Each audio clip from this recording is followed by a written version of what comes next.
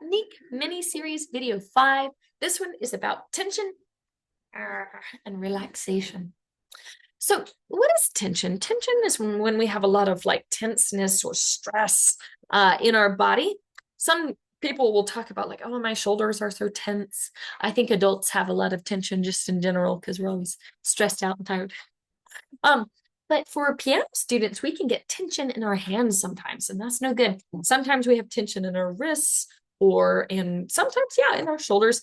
And so I like to do a full body check-in for posture and relaxation. All right, are you ready? We're about to check in with your body. So to start out with posture, as I've talked about in some of the other videos, you want to make sure that you're sitting up nice and tall and that your feet are stable. So parents, that means they were probably going to need a footstool or something to put their feet on. We should not have any dangling feet. Now, when your feet are stable, you're sitting up tall out on the piano bench. You're going to want to sit forward on the piano bench a little bit. You're not going to want to sit really far back on the bench. And here, I'll demonstrate. So sitting too far back on the bench means that my butt is covering the whole bench.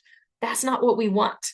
We want to have the bench far enough away that we can sit halfway through the bench. So you see how you can see some of the bench behind me, right? I'm kind of sitting on the edge of the bench like I'm really excited. I'm leaning forward.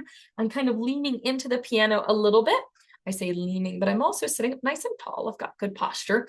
I'm not really like hunching or leaning over, but I'm engaged with the piano.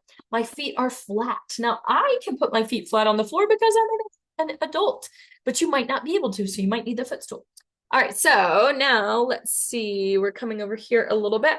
My shoulders are relaxed, so they're not up high, like they're tense. Sometimes I tell students if their shoulders are really tense, I say, hey, why do you have your shoulders in your ears? Looks like they're trying to put their shoulders in their ears. So we'll relax our shoulders. We can do some arm circles. Have you ever done arm circles before? Stretch your arms out and we're just going to do some circles. You can go backwards if you want. Another thing we can do, we can roll our shoulders. That helps us to relax and get nice and loose. You can twist your body back and forth. Wow, that feels good. All right, another thing we can do is take a deep breath. Hold it for a few seconds and relax. We can shake out our hands to shake out any tension in our hands. Another thing that we can do sometimes to help us to understand relaxation is actually to intentionally create some tension first and then release it. So if you think about tiger claws, show me some tiger claws. If you have tiger claws, your hands are very tense. You can see the tendons in your hands. Now, that's tension. So we'll say tension and relaxation. So imagine for relaxation, imagine you're laying in a hammock, swinging back and forth, and it's very peaceful. Imagine that you're petting the dog or a cat. Very peaceful. You're falling asleep. Very peaceful. Your hands are very relaxed. Another thing that you can do for relaxation in your hands, pretend like you have a bowl of paint and you're going to dip your fingers in the paint and then you're going to drip, drip, drip it on the piano. Oh no. Well, obviously never drip paint on your piano, right? But you can drip some paint on me. Don't drip paint on me. You can drip some paint on your mom or dad or your siblings. And so this helps us to have that nice relaxed hand shape that we want.